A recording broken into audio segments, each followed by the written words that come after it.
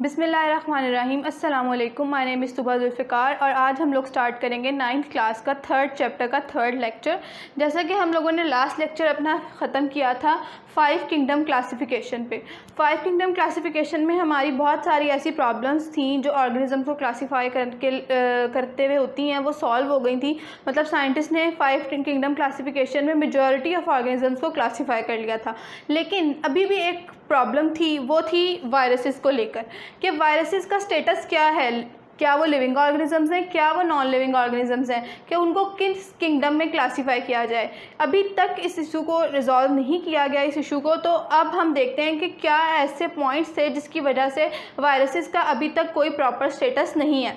सबसे पहले तो वो ये बात आती है कि viruses are on the border line of living and non living organisms, कि अभी तक यही क्लैरिफाई नहीं हो सका कि जो वायरसेस हैं वो लिविंग हैं या नॉन लिविंग क्रिएचर्स हैं। दूसरा ये कि उन वायरसेस की जो नेचर है वो क्रिस्टलाइन है। मतलब क्या है, ये एक वायरस का स्ट्रक्चर है, नॉर्मल जनरल स्ट्रक्चर है। इसमें हमारे पास प्रोटीन कैप्सिड के अंदर जो है आरएनए प्रेजेंट है और उसके अलावा इसके पास एक टेल प्रेजेंट होती है जिससे ये इनकॉर्पोरेट करता है होस्ट में।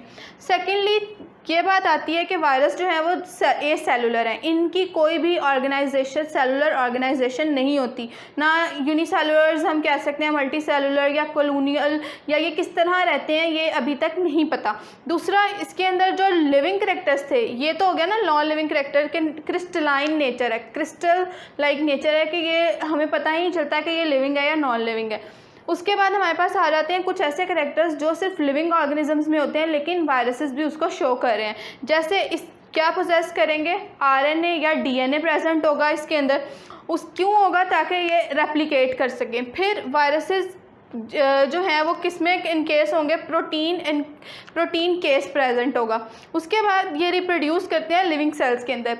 वायरसेस की अपनी कोई मशीनरी नहीं होती जिससे वो रिप्रोड्यूस कर सकें, बल्कि क्या होता है कि वायरसेस होस्ट के अंदर, जैसे अगर लिविंग ऑर्गेनिजम्स हैं, ह्यूमंस हैं, उनके अंदर कोई वायरल डिजीज़ कॉज करनी है तो उनकी बॉडी में इनकॉर्पोरेट होते हैं और उनकी जो सेलुलर मशीनरी है, यानी कि जैसे ह्यूमन सेल रिप्रोड्यूस हो रहे हैं, डिवीजन कर रहे हैं, उस पर जाके ये अपना होल्ड ले लेते हैं, उस पर होल्ड करके तो उनकी मशीनरी को यूज़ करते हैं फॉर देयर रिप्रोडक्शन। इस तरह वायरसेस क्या होते हैं, रिप्रोड्यूस करते हैं।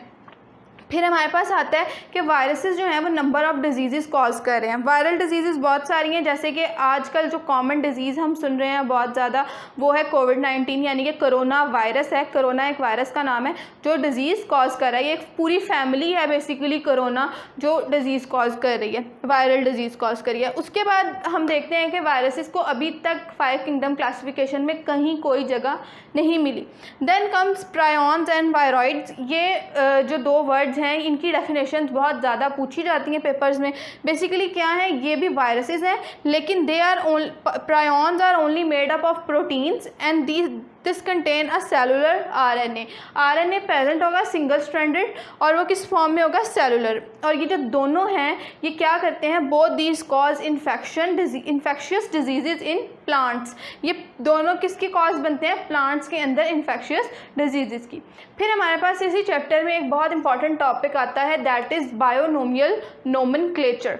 क्या है बायोनोमियल नोमेनक्लेचर? एक बहुत आप लोग नाम से आप लोग फेमिलियर नहीं हैं अभी तक, लेकिन इसमें क्या होता है कि हम लोग लिविंग ऑर्गेनिजम्स को साइंटिफिक नेम्स देते हैं।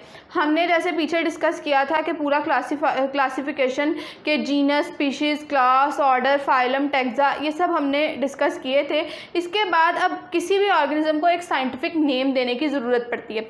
साइंटिफिक नेम जो ये टेक्नोलॉजी मेथड है, method of giving scientific names to living organisms, इसको हम कहते हैं कि बायोनोमियल नोमेनक्लेचर। इसमें क्या होता है, जो साइंटिफिक नेम होता है वो दो पार्ट्स पे कंसिस्ट करता है। फर्स्ट नेम जो होता है वो जीनस होता है और सेकंड नेम क्या होता है उसका, स्पीशीज़। जैसे ह्यूमन का साइंटिफिक नेम है होमो सेपियंस, होमो उसकी जीनस और सेपियंस मीन्स देयर स्पीशीज़। और इसको इस सिस्टम को इंट्रोड्यूस किसने करवाया था, कार्लस लिनियस ने। फिर अब हमें देखना है कि जो ये इंट्रोड्यूस हो गया, अब हम ये देखेंगे कि रूल्स क्या हैं किसी भी साइंटिफिक नेम को लिखने के। सबसे पहला रूल ये आता है कि अगर हम प्रिंटेड फॉर्म में कोई किसी भी ऑर्गेनिज्म का साइंटिफिक नेम लिख रहे हैं लिविंग ऑर्गेनिज्म का, तो वो इटैलिक्स में लिखा जाता है।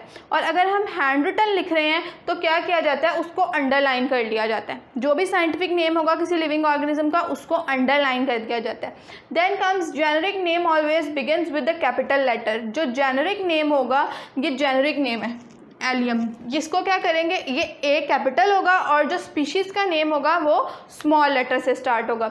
Generic name always begins with capital letter while species name is never capitalized. जो स्पीशीज़ का नेम है उसको कैपिटलाइज नहीं करेंगे, उसको हमेशा स्मॉल लेटर से रिप्रेजेंट करेंगे।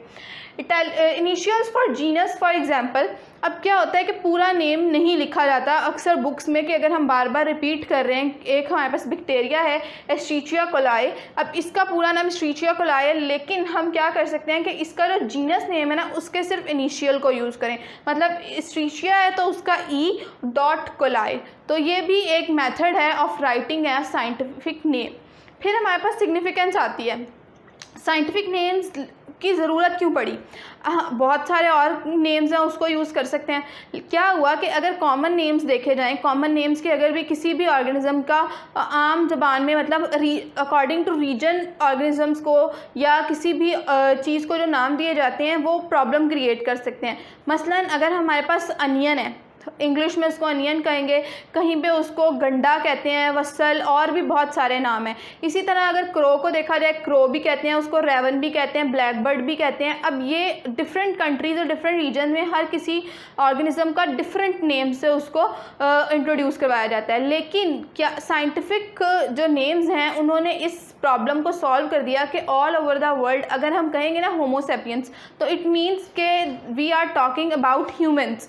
और अगर हम बात करेंगे अनियन की तो उसके लिए साइंटिफिक नेम है एलियम सीपा। तो हमें पता चल जाएगा कि हम बात कर रहे हैं अनियंस की, इस तरह कोई भी हसल या प्रॉब्लम क्रिएट नहीं होगी। इसके बाद हमारे पास आ जाते हैं कॉमन नेम प्रॉब्लम्स जो हैं उनको सॉल्व कर दिया।